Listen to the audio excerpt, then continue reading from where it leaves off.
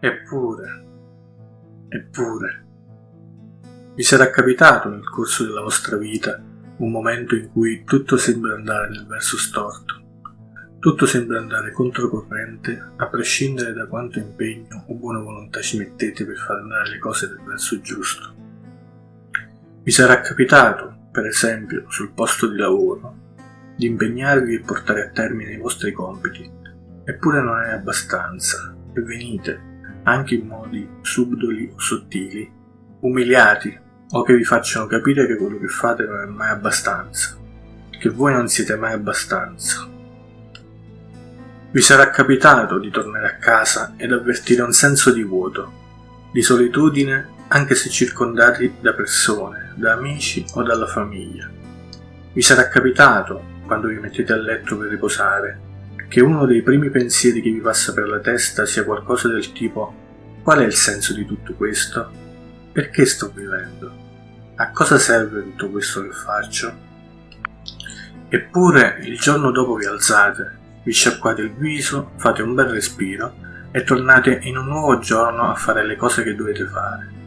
Cercate in qualche modo di integrarvi, o meglio adattarvi al mondo che vi circonda, sperando che la notte in qualche modo abbia resettato quello che era successo il giorno prima, con l'inconsapevole speranza che forse questo sarà un giorno migliore. Cosa accade però se tutti i giorni sono pieni di fatica, sofferenze, umiliazioni e alla fine come ricompensa vi sentite di nuovo soli ed alienati da tutto e tutti? Potrebbe accadere che la vostra anima cominci a corrompersi, che l'innocenza, la gioia di vivere, la voglia di ridere e di amare lasciano il posto a rabbia, invidia e voglia di vendetta.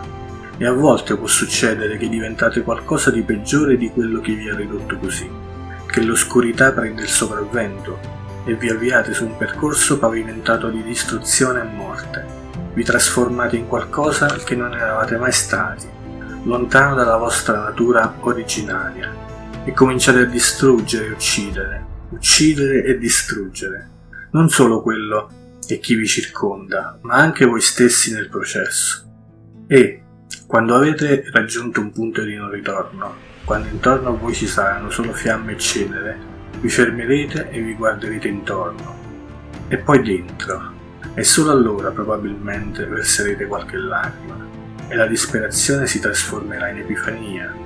Aprirete gli occhi sulla verità. Eppure, là fuori, nello stesso mondo che vi ha distrutto, ci sono ancora dei campi con dell'erba fresca di un verde lucido e invitante. In alto c'è ancora un cielo che non ha confini e che a volte è pieno di stelle. Da qualche parte nel mondo ci sono dei panda che, buffi e gioiosi, giocano, rotolano e di tanto in tanto masticano qualche ramo di bambù. C'è un ragazzo che ogni giorno porta del cibo e fa compagnia ad un vecchio che vive da solo da anni. Questo ragazzo non ha nessun legame di parentela con il vecchio e lo fa quando può nel tempo libero. Un giorno si è accorto di lui per caso, passando fuori casa sua, e ha cominciato a dargli una mano, a rendergli la vita più leggera, a portare un po' di calore nella sua anima. Prima di andarsene la sera, lo abbraccia.